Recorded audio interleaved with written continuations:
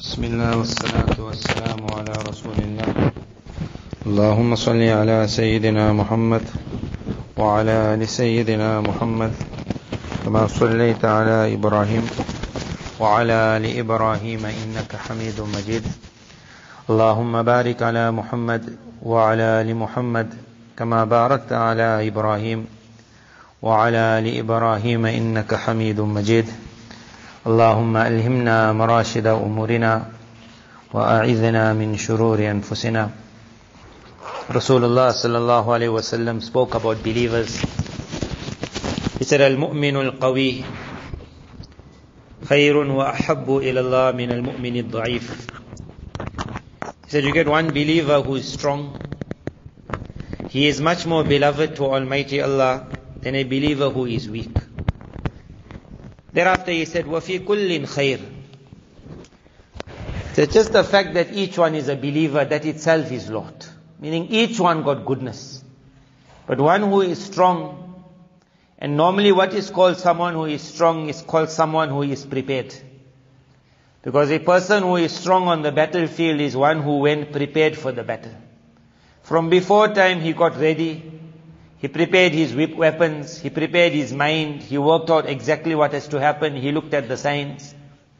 And another individual just walked. No matter how strong he was bodily, but if you walk into the trap, and you're getting attacked from behind, and you had made no arrangements, provisions, you will also get the reward of a martyr. You died in the battle. But that martyr who went out looking for the battle, there's a world of difference between the two.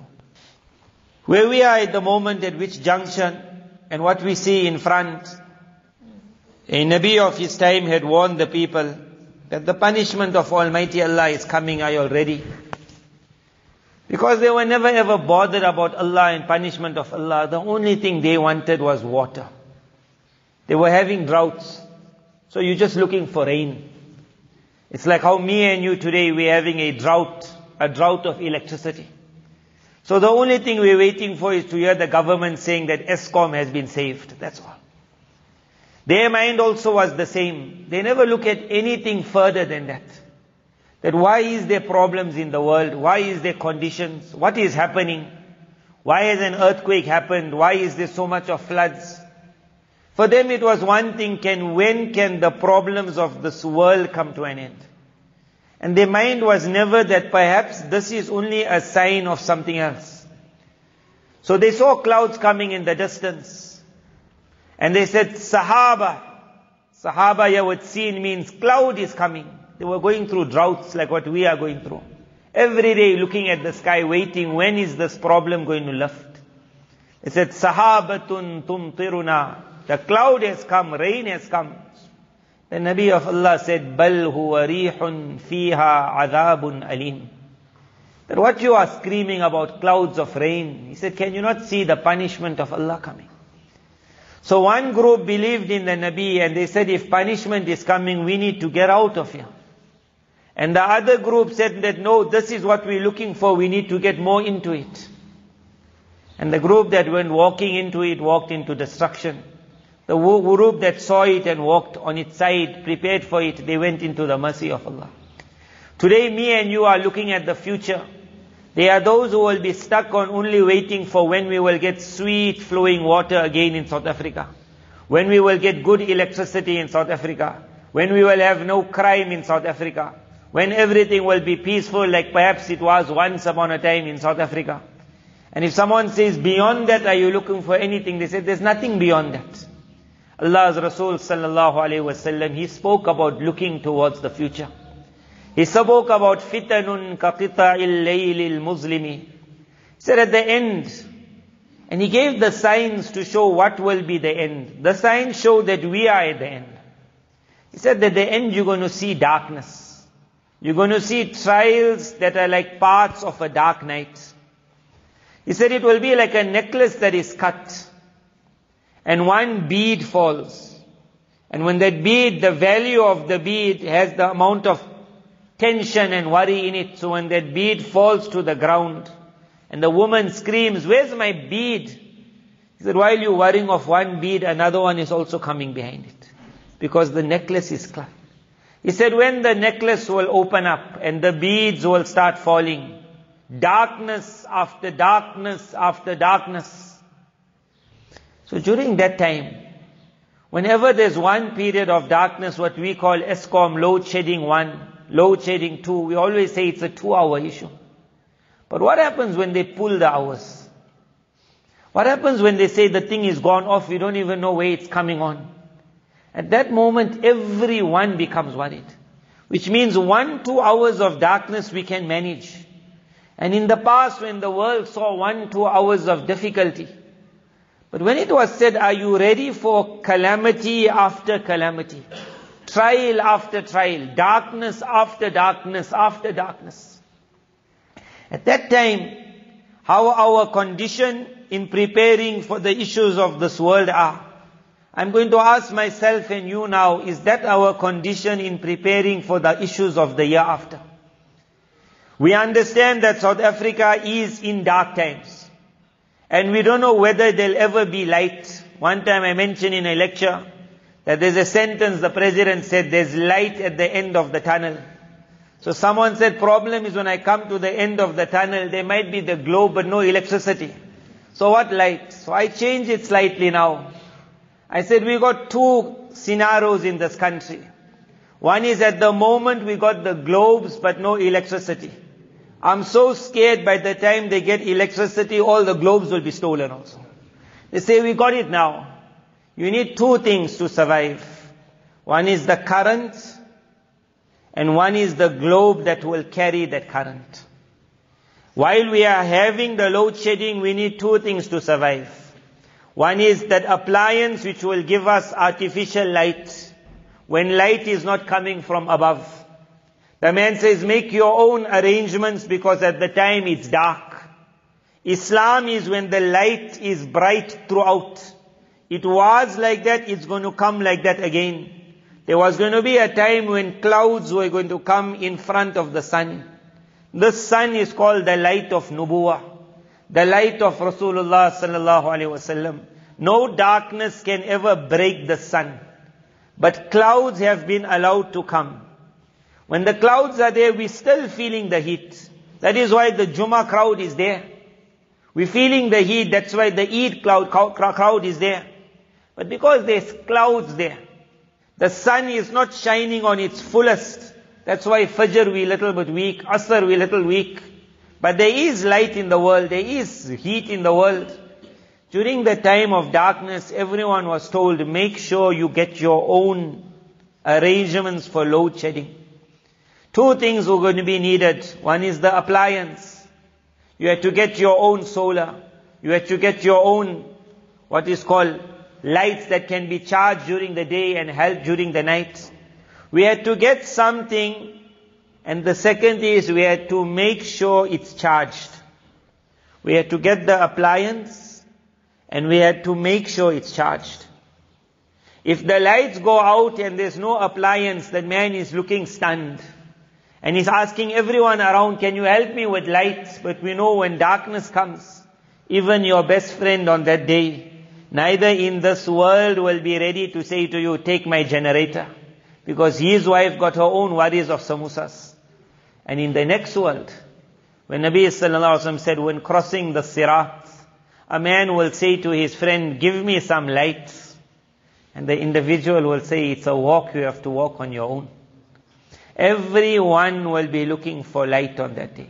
One is the appliance, and one is, do you have charge?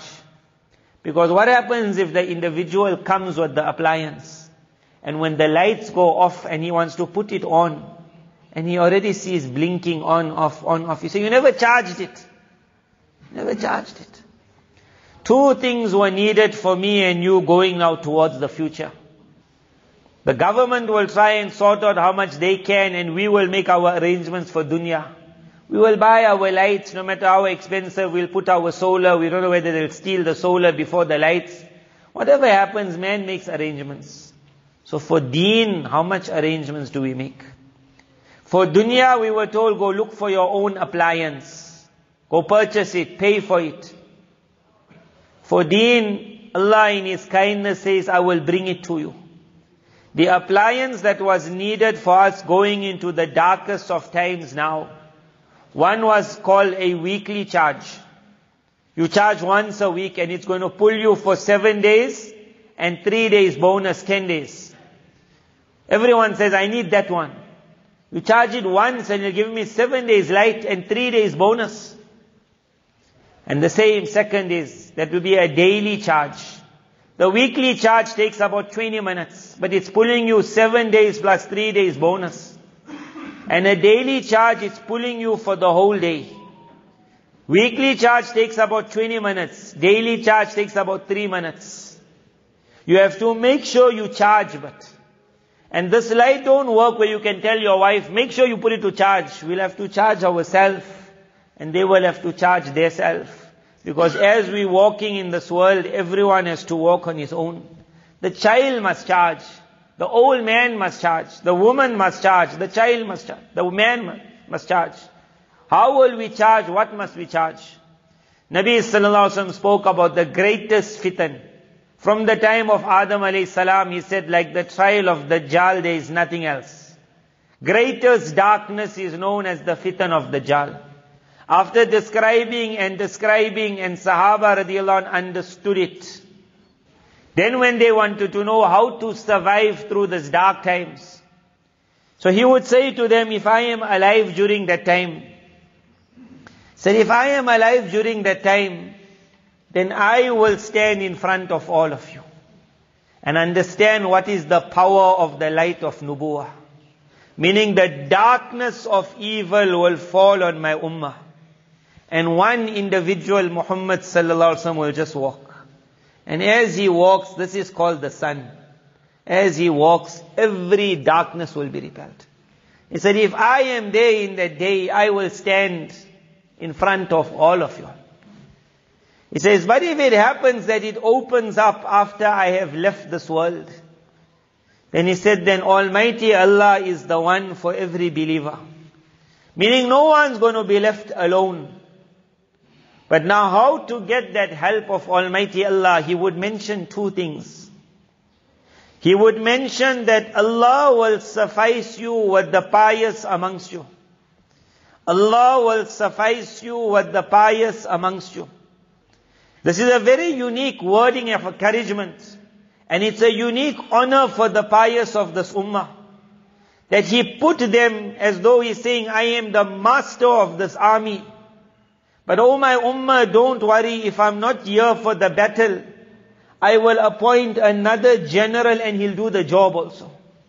What a word it was. You would have said, you are a Nabi fighting the battle. A non-Nabi is going to survive. He said, Allah will suffice you with the pious. So the appliance is called the pious amongst you. And Allah was going to provide the appliance. Wherever you wanted to look, you will find someone that your heart will say, this man is a righteous man. That's the appliance. Now you have to purchase the appliance. The appliance comes for free. You have to go look for him. He comes looking for you. He will sometimes come to your town. Sometimes he'll invite you to his town. Sometimes there will be an ijtima and everyone will be told, the appliances are here, come and visit it. It will be made so open. The woman will say, how do I find the appliance? You say, if you can't go for the bayan will come to you. If you can't go for that lecture, the lecture will come. If you can't get the book will come. Said the appliance has been made freely available.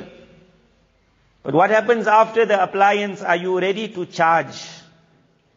Are you ready to charge your battery?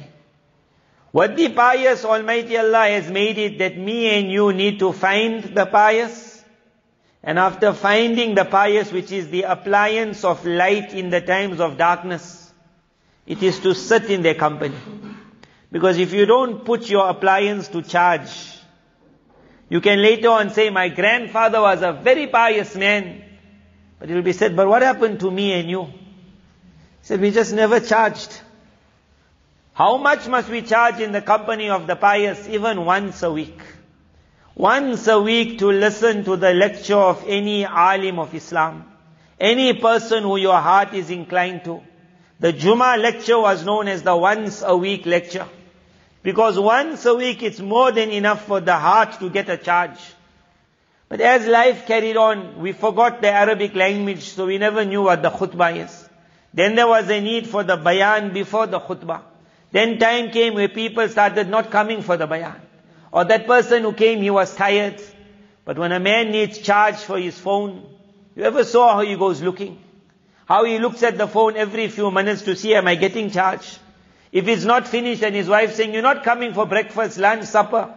It can be tandoori there on that kitchen, he's worried of his charge. But me and you, we stopped looking at our charge. Then the day the thing needs current, we haven't got that current. Appliance is the pious. How much we have to charge once a week? Second appliance that was mentioned which needs once a week charge. Allah's Rasul sallallahu alaihi wasallam mentioned again the day of Jumu'ah. That is why Jumu'ah was known as a day when you're off. In the world it was, Jumu'ah is not the day to work. Unfortunately that changed also. Jumu'ah was a holiday, not to make holiday party, it was a day to charge. Charge up for the rest of the week. People would come from far to sit in the company of one scholar. They would be there from 10 o'clock, 11 o'clock, some would be there from Fajr time. Allah's Nabi sallallahu alaihi wasallam said, the one who comes early, Allah is giving him the reward like he has given an huge animal in sadaqah. So happy he is. He said, the one that comes, he took his bath, he put on his itar. Allah becomes so happy for every step he takes for the Jummah. Allah elevates already. He gets the sawab of 1 year of fasting, 1 year of performing. So Allah is so happy. Why? He had that worry, Jummah is my day to charge. Then Jummah became a working day. Allah's kindness increased until today. So much we have and Allah let it stay. At a certain time on Jummah we stop. We say business now stops. And I never knew that after COVID I will visit people who would say to me, you know, one of the benefits of COVID is it taught us that we can make Jummah in our shop. I said, what you talking about Jummah in the shop? He said, it was very hard to close in the past. Then we learned in COVID, you can make Jummah with 3 people. So he says, up till now, my boss says, we're not going to go out. We just close the doors. Lunch is already ready. He says, I'm making the khutbah. He phoned me to ask, you got a bayan for me? I said, since when you giving bayan? He said, I started now after COVID. I said, how can you give bayan in the shop? He said, my boss don't want to go for Jummah. I asked, is it not permissible? Is it not allowed? I said, you don't want to charge even once a week. Once a week you're not ready to charge your battery. Soon you're going to go flat. Which came on the day of the man who doesn't come for 3 Jummahs. Allah creates a darkness that envelopes his heart. There's no charge. First one was find the company of the pious. It was meant for the day of Jummah. But now any time in the week, listen to one alim's lecture. Second, on the day of Jummah, Surah Kahf. The whole surah is 20 minutes. Allah's Rasul sallallahu alaihi wasallam said, on that day, the day of Qiyamah, the surah will give us so much light from where the man stands to Makkah Mukarramah. The entire area will be left up. Entire, that's that day. In this day, he said for 7 days, wherever he walks, he will be surrounded by spiritual light. From his feet till the sky is spiritual light. He said if the devil comes in front, Dajjal comes in front of him also, he will not be able to harm him. He says how Allah made the fire cool for Ibrahim alayhi salam. Allah will make the trials of Dajjal easy for this individual. Ibrahim alayhi salam was thrown in the fire, he smiled in the fire. People looked at him and said, amazing you are. This person in the world of darkness, he will be smiling in that fire. When the fitan gets hot and burning, and that's what we're going. We aren't going to be thrown in that fire, you're going to be thrown in that fire. If we can't run away from the fire, make sure we become an Ibrahim before being thrown in the fire. We'll have to fall in that fire and smile and tell everyone around that I have been taught how to ward off darkness. You also learn it now. When darkness is coming in front, we'll have to prepare, get our charge. Once a week, Jummah. 20 minutes it takes. If we can't give the whole surah, 20 minutes. Allah's Rasul sallallahu alaihi wasallam in his kindness, he says, give me time for 10 ayat of the surah.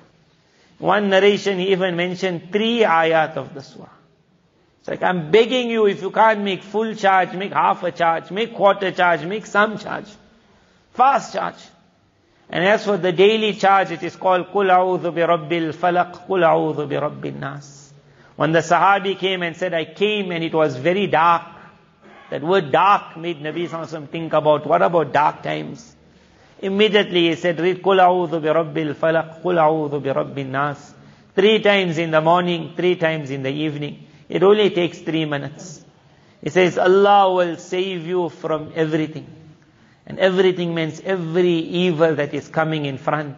You have put your lotion on your body and now you're ready to walk into everything. But we'll have to charge.